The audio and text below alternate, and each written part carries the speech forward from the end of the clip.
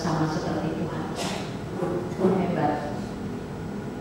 Disalib loh Bapak Ibu, ini lagi dihukum ceritanya. Ya udahlah, terserah itu hukuman mau penggal kayak mau apa, yuk dijalanin aja kan begitu. Dia cepet lah, biar mati udahlah cepet. Dia masih pakai filosofi. Jangan salibkan saya seperti Tuhan. Salibkan saya terbalik, karena saya tidak layak disalibkan sama seperti Tuhan saya. Kebangkitan Kristus menjadikan Petrus tidak lagi dangkal. Ya, dia tidak hanya pemahamannya bukan pemahaman sebatas kulit atau sebatas permukaan.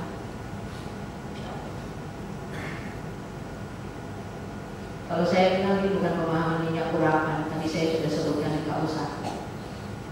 Mohon maaf bagi Bapak Ibu yang masih pakai minyak urapan, buat saya itu dangkal. Minyak urapan tidak boleh kita gunakan. Di Keluaran dikasih tahu resepnya ada, bukan bimoli, tetapi ada dikasih tahu di dalam Keluaran, hanya boleh digunakan untuk mengurapi kemah pertemuan dan mengurapi keturunan Harun. Pada badan orang biasa janganlah kau curahkan minyak itu dan kau buat minyak yang semacam itu. Siapapun yang menghubungkannya pada badan orang biasa, dia harus dilenyapkan dari tengah-tengah bangsa. Mati. Karena minyak urapan itu hanya minyak yang digunakan untuk mengurapi kemah pertemuan dan para keturunan Harun. Saya bukan keturunan Harun. Itu bukan untuk menyembuhkan orang sakit, bukan lah. Yang di dalam Yakobus pasal 4 ayat 15 apa? Kalau ada orang sakit pakai minyak, panggil minyak tua, pakai minyak oles, pakai minyak bumi, itu bukan minyak urapan. Yang disampaikan di dalam Yakobus itu minyak obatnya orang Palestina. Yang kalau kita minyak tawon, yang kalau kita minyak kayu putih, yang kalau kita minyak kelapa campur bawang merah, nah itu sama minyak obat. Dan ada kelanjutannya, dan doa yang lahir dari iman akan membuat orang itu selamat. Berarti bukan minyaknya yang menyelamatkan. Mobil belum laku, pakai minyak urapan dia laku mobilnya. Rumah belum laku, tempelin minyak urapan dia, dangkal. Tapi beneran loh pendeta, mobilnya laku. Lah bingung pikir iblis nggak bisa ngejawab doa. Orang pergi ke Gunung Kawi pulang bawa duit dari mana? Dari Tuhan. Bukan. Orang jaga lilin malam-malam dan pulangnya ada duit di situ, jaga lilin biar nggak mati. Bukan ini maksudnya, bukan dari lilin, bukan ya, bukan.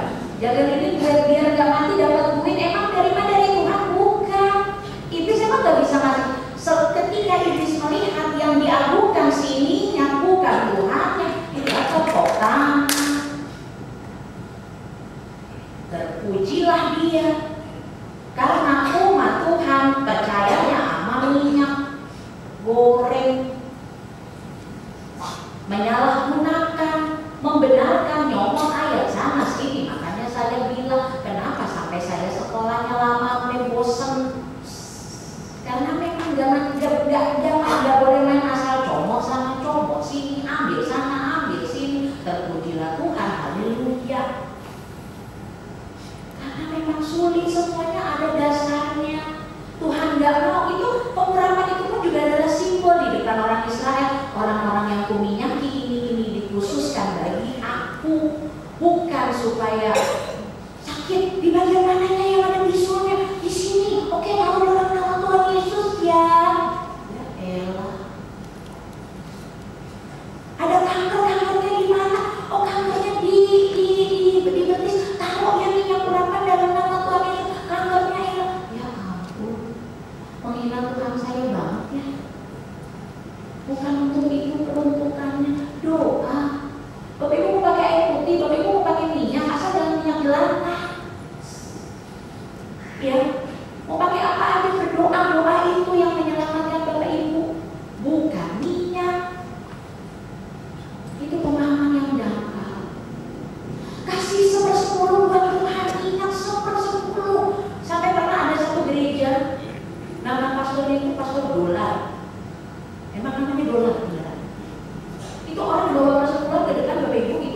mega church. Orang bawa tersebut bapak ibu saya pakai kantongnya juga grepes-grepes karena nggak penuh. Kalau di sana itu duit udah nggak muat, masuk ke kantong udah nggak muat. Jemaat maju taruh di posisi di buang-buang gitu, jadi udah ada nanti sungai mau dia pakai pangki duit. Pastornya sih udah tangkep, udah ternyata ada banyak kasus. Tetapi dangkal, berikan untuk Tuhan 1/10 Tuhan yang berlipat kali ganda. Ajaran dari mana? Siapa yang bisa sanggup memberi buat Tuhan? Berdoa mana? Oke, berdoa mana? Tuhan, kami mau makan. Terima kasih untuk bakmi goreng Mbak. Terima kasih untuk sup dinner pon Mbak. Kami berdoa terima kasih untuk Mbak Rica. Kami berdoa terima kasih untuk semua ini. Dan Tuhan, mari Tuhan isi piring-piring makanan orang yang tidak makan seperti kami. Lah, Tuhan kasih Bapak Ibu Saudara dan saya berkat untuk apa? Suruh untuk berdoa bilang Tuhan makasih. Terus yang belum makan kalau mau kasih makan ya Tuhan. Bukan itu. Lalu Tuhan bertanya kita doain Tuhan berkati untuk keluarga ini berlipat-lipat kali ganda. Itu kalkulator habis error.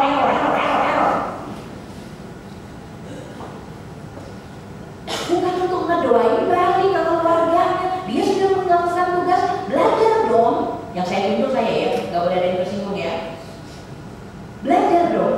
Kita udah lihat orang mau berbagi berkat. Di dalam doa kita bilang, Tuhan, kami bersyukur untuk keluarga yang telah menjadi saluran berkat Tuhan dan ajar untuk juga menjadi saluran berkat bagi orang yang memerlukan. Amin.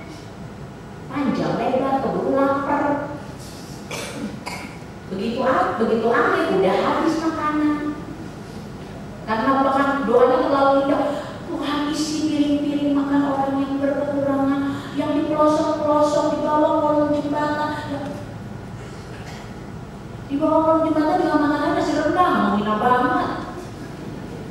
Lah, di bawah kolong TV-nya itu loh, flat screen loh. Suruh isi makanan piring. Lah kita yang disuruh ke sana. Jangan dangkal. Wih, kayaknya asik. Ajaran ini kayaknya menyenangkan nih. Ajaran ini kayaknya wah pendeta itu mah ajaran ribet, mikirnya ribet. Bukan yang enak di telinga Bapak Ibu Saudara. Petrus membuktikan kepada kita saat Kristus bangkit dia diubahkan tidak lagi dangkal.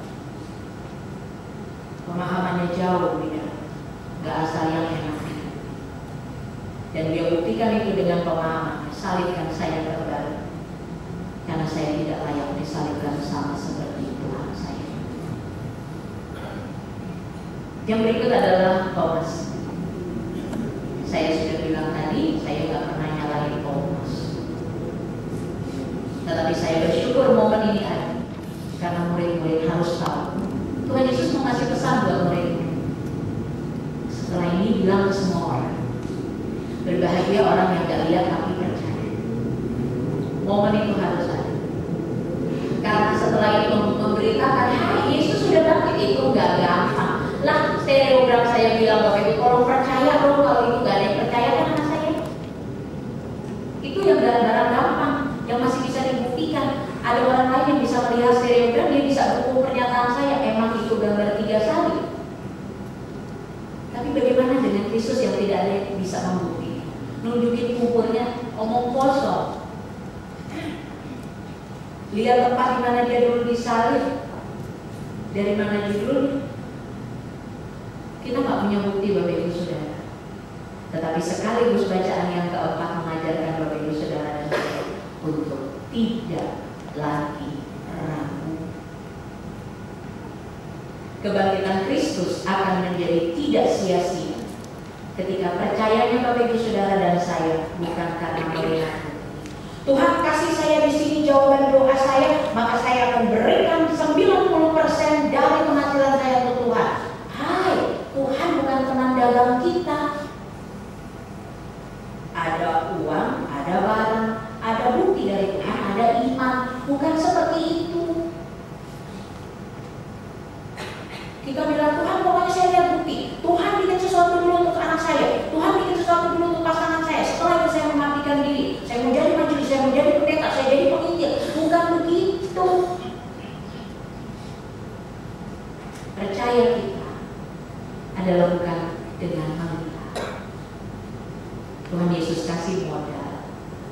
Berbahagia orang yang tidak melihat tapi dia percaya. Tutup pintu bagi ragu.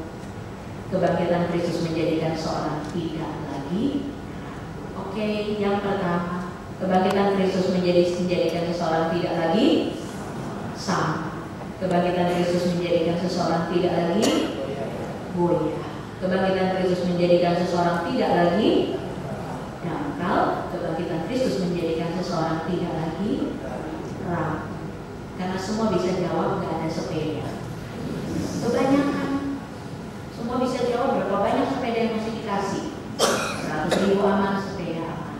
Itu sebabnya pada hari ini kita pelajari di bawah tema hari ini. Kebangkitan yang mengobarkan keberanian dan pengharapan. Kita berani untuk melakukan hal yang berbeda dari orang lain. Kita berani untuk melakukan sesuatu yang kita yakini benar sekalipun dunia mengatakan itu tidak benar. Kita berani untuk melakukan dan memberitakan bahwa Yesus hidup karena kita tahu Dia selalu ada bersama-sama dengan kita. Dan kita percaya bahwa pengharapan kita di dalam Kristus yang bangkit itu tidak akan sia-sia. Keberanian dan pengharapan yang membuat peristiwa yang sulit diterima oleh akal menjadi dapat dipercaya. Bapak Ibu Saudara, beraninya kita, pengharapannya kita, itulah yang akan membuat satu peristiwa yang sulit diterima oleh akal bisa dipercaya sama orang. Keberanian Bapak Ibu Saudara dan saya untuk menjalani hidup yang benar, mengambil pilihan yang benar, bukan yang baik saja, tapi yang juga benar. Keberanian dan pengharapan Bapak Ibu Saudara dan saya untuk menempuh jalan hidup yang tidak sama seperti orang lain, itu akan bisa membuat sebuah peristiwa yang sulit diterima oleh akal itu bisa dipercaya. Itu sebabnya bertahanlah untuk tetap berani, bertahanlah untuk tetap berharap. Berikut ini adalah sebuah kisah dari tahanan perang. Kalau Bapak Ibu sudah pernah ada yang lihat kisah ini, ya udah tenang aja. Gak usah bisik-bisik ngasih tahu endingnya sama yang sebelah. Ya, lihatin aja. Oke. Ini adalah pencarian seorang anak yang dititipin pesan sama papanya, tolong cari seseorang yang telah membuat hidup saya berubah. Tanya sama dia, apa yang dia lakukan, apa yang dia katakan sampai hidup saya berubah. Ini susah diterima oleh akal, tetapi kita bisa percaya karena keberanian dan pengharapan yang ada di dalamnya. Foto pertama diberikan dan si ibu nggak kenal. Foto kedua diberikan dan ibu itu mulai bergeming. Dia kenal anaknya menjelaskan itu Gordon, itu bapak saya. Dia itu tahanan perang. Dan waktu dia jadi tahanan perang dia disiksa habis-habis. Sampai-sampai dia sudah tidak lagi percaya ada kebaikan di dunia. Hatinya keras. Dia membenci dunia. Tetapi ketika perang berakhir, keluarganya heran karena papanya berubah. Imannya dipulih. Dan dia memberikan hidupnya untuk orang lain. Semua hartanya dia berikan untuk orang lain demi membantu orang lain. Sebelum dia meninggal, dia pesan pada putrinya untuk mencari seseorang yang telah mengubah hidupnya. Dan perjalanan itu membawa dia untuk menanyakan apa yang sudah ibu katakan buat papa saya. Dan ini yang terjadi. Ibu tua itu mengambil tangan anaknya dan mengingat peristiwa dulu. Saat itu dia masih muda dan Gordon yang disiksa habis-habisan setengah mati dibiarkan dan dia berteriak minta tolong tapi tidak ada yang mau. Sampai malam, Gordon di situ dan perempuan itu menemani. Menjelang malam, dia memberanikan diri untuk menggenggam. Hanya menggenggam tangan Gordon. Tidak mengatakan apapun juga, hanya menggenggam. tetapi itu keputusan yang salah. Karena genggaman yang membuat dia yang kemudian ganti disisa oleh para prajurit. Dan setiap kali Gomer mengingat pengorbanan dari perempuan itu, bagaimana dia mempertaruhkan hidupnya hanya untuk menggenggam tangan Gomer. Gomer terus ingat bahwa dia harus memberikan hidup untuk orang lain. Anaknya menyadari bahwa ternyata ibu itu tidak pernah mengatakan satu kalimat pun, satu kata, hanya menggenggamkan, sehingga dia pastikan jadi ibu nggak ngomong apa-apa. Bapak Ibu Saudara, ini yang saya sanggup. Tindakan berbicara jauh lebih dulu, bahkan dari korban sendiri.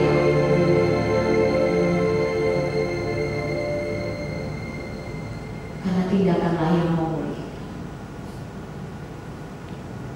Ini peristiwa yang sulit diterima oleh akal, bagaimana seorang gadis bisa memberikan hidupnya, dirinya untuk disiksa demi seorang yang tidak dia kenal, yang bahkan tidak membalas jasa.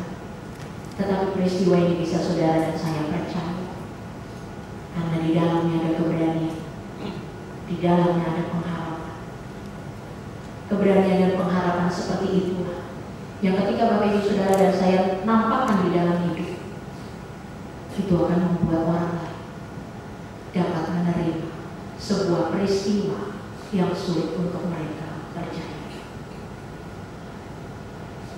Saya akan tunjukkan kepada Bapak Ibu Saudara, kalau manusia saja menghargai orang yang berani mengambil jalan benar yang tidak biasa, bayangkan apa yang bisa Tuhan buat. Sehingga jangan takut untuk mengambil jalan tidak biasa jika itu benar. Berikut ini adalah kisah nyata dari 3 pegawai di sebuah mall. Biasanya kalau hari Natal, orang mendingan cepat-cepat pulang supaya bisa rayakan Natal dengan keluarga. Namun 3 orang ini di malam Natal udah mau tutup jam 11. Mereka masih harus melayani pelanggan. Mereka bekerja untuk alasan yang berbeda. Dan ini adalah iklan Coca-Cola. Bukan berarti udah hanya beli Coca-Cola, bukan. Coca-Cola nggak bayar saya untuk ngambil iklan ini. Tetapi hadiahnya Coca-Cola, ya emang lagi kan iklan Coca-Cola. Ya, jadi setelah mereka menunjukkan bahwa mereka mengambil jalan yang tidak biasa diambil oleh orang lain di malam Natal, Coca-Cola memberikan mereka hadiah Coca-Cola. Ya, dan dari sini gambarannya adalah jika manusia saja menghargai orang yang berani mengambil jalan benar yang tidak biasa, bayangkan apa yang bisa Tuhan lakukan bagi Bapak Ibu Saudara dan saya yang berani melakukan hal yang benar dan yakin pengharapan kita tidak sia-sia.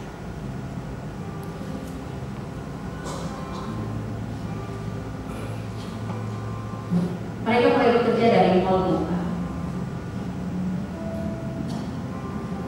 Biasanya kalau kayak begini kita suka kebingungan nyari hadiah, jadi dari mall buka kayak mau tutup di situ aja.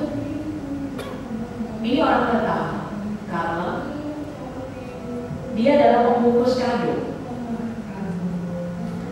Tetapi yang biasanya yang sering dia rasakan adalah tiap kali dia bungkus kado orang, dia pikirnya dia nggak bisa beli kado buat keluarga. Dia tidak punya waktu untuk bersama-sama dengan keluarga. Dia harus kerja. Emang sulit, tetapi dia lakukan itu sebagai bentuk terima kasihnya bagi keluarganya yang telah berjuang agar dia bisa sekolah. Selain apa, ada juga Lester. Lester ini bekerja sebagai petugas grocery. Dia harus kerja karena papanya udah gak bisa kerja, dan sejak dia kerja dia tidak bisa punya waktu cukup bagi keluarga.